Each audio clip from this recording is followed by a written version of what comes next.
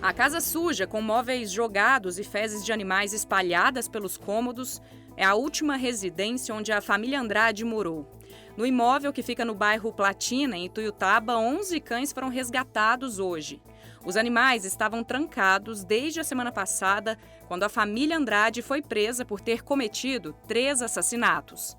Luciene Teodoro de Andrade, de 52 anos, o marido dela, José Eterno de Andrade, de 59 anos, e o filho do casal, Eduardo José de Andrade, de 25 anos, confessaram ter matado vítimas com as quais mantinham relações familiares e íntimas.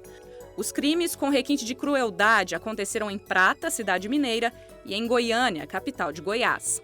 O primeiro assassinato cometido pela família Andrade aconteceu em outubro do ano passado em Prata, cidade mineira. Mas esse crime só foi descoberto por causa de um duplo latrocínio que aconteceu neste mês em Goiânia, capital de Goiás. Dessa vez, porém, uma série de deslizes durante a execução do crime colocaram mãe, pai e filho na mira das polícias civil de Goiás e Minas Gerais, que logo ligaram os fatos e desconfiaram que os responsáveis pelos 3 crimes que aconteceram em 2 estados diferentes eram as mesmas pessoas. No início do ano, a gente já tinha os 2 principais suspeitos. Inclusive, no dia específico que a gente desencadeou, né, essas prisões, eu estava com o inquérito na mão, analisando os elementos que a gente já tinha colhido até então, para eu ver qual era o próximo passo. Quando eu recebi a ligação da polícia de Goiás, né, um policial me ligou e me passou essa informação de que um corpo teria sido deixado às margens da BR-153, na cidade do Professor Jamil, e possivelmente o condutor do veículo seria um dos nossos investigados. Quando ele passou o nome, aí eu estranhei na hora, falei, repete o nome. Ele repetiu, eu falei, ah, tá, você tem o nome da mãe? Ele passou o nome da mãe, eu falei, não, esse caso é o nosso caso aqui. Eu até acreditava que o corpo abandonado seria o da Renata. A primeira vítima da família Andrade foi Renata Ferreira Sampaio, moradora de Iturama, mas morta em Prata, cidade onde os investigados moravam até então. O último registro de Renata viva foi no dia 14 de outubro, a sexta-feira que chegou à cidade. Nas imagens, a mulher está acompanhada do afilhado, no saguão do local, segurando os pertences dela. Segundo funcionários, Renata se hospedou lá por uma noite. No dia 19 de outubro, sem nenhuma notícia da mulher, a família registrou o desaparecimento. Durante as buscas, o irmão de Renata, que não conhecia Luciene até então, chegou a conversar com a criminosa. Eu não acreditei que a minha irmã pudesse cultivar amizade com uma pessoa dessa índole e muito menos ser comadre de uma mulher dessa, sendo madrinha do filho dela. Eu não consegui acreditar, porque na mesma hora eu derrubei que, naquele velho ditado que quando você fala, nesse mato tem coelho. Então eu percebi nitidamente, desde o primeiro contato com a Luciene, que foi poucos dias depois do desaparecimento da minha irmã, que ela tinha culpa e que nada me tirava da cabeça. Que ela sabia o que tinha acontecido e o paradeiro da minha irmã.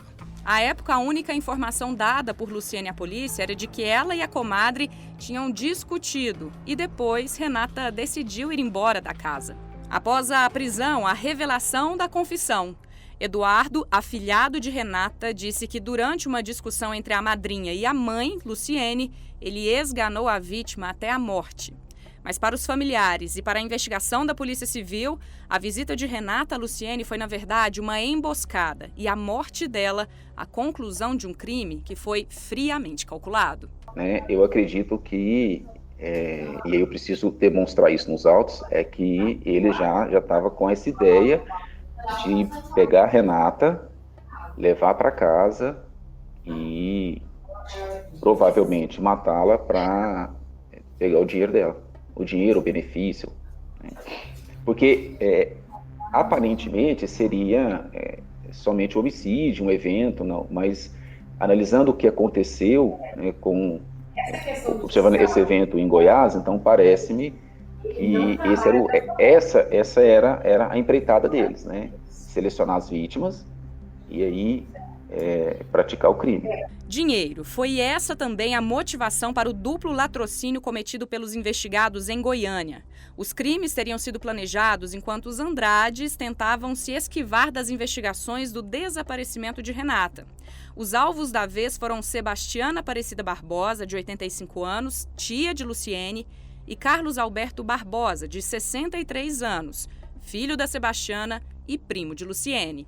As imagens das câmeras de segurança do apartamento de Sebastiana e Carlos foram cruciais para que a polícia identificasse os envolvidos nos crimes. Elas mostram a família Andrade usando uma cadeira de rodas para tirar as vítimas do apartamento de uma forma que não chamasse a atenção dos vizinhos.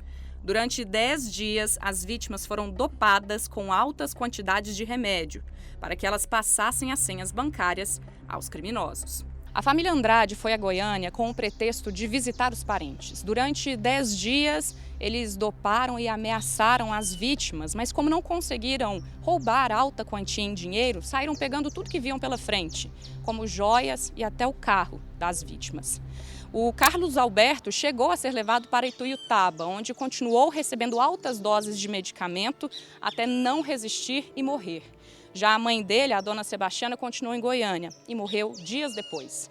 O plano perverso da família Andrade começou a ruir quando os criminosos tentavam se desfazer do corpo da idosa. Eles saem de Goiânia, vão até Ituiutaba nesse canavial, desovam o corpo do Carlos lá no dia 19 para o dia 20.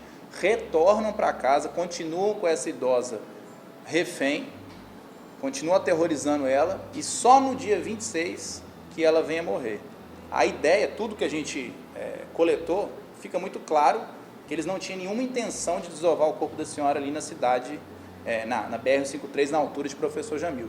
Eles estavam descendo no mesmo sentido para onde o corpo seria desovado, que era um local muito mais seguro, menos visível, porém eles sofreram um acidente, eles saíram da pista e eles se viram obrigados a tirar o corpo dela do carro, porque eles sabiam que haveria uma grande possibilidade de eles serem abordados pela polícia, o que de fato aconteceu. Com a identificação dos criminosos, não demorou até a Polícia Civil de Minas Gerais ligar aos investigados pelo desaparecimento de Renata. Luciene e Eduardo foram encontrados e presos em Ituiutaba, cidade onde queimaram o corpo de Carlos e pretendiam fazer o mesmo com o de Sebastiana. A gente realizou essa abordagem, né? No primeiro momento eles ficaram até assustados e disseram: a gente vai arrumar o dinheiro para pagar amanhã.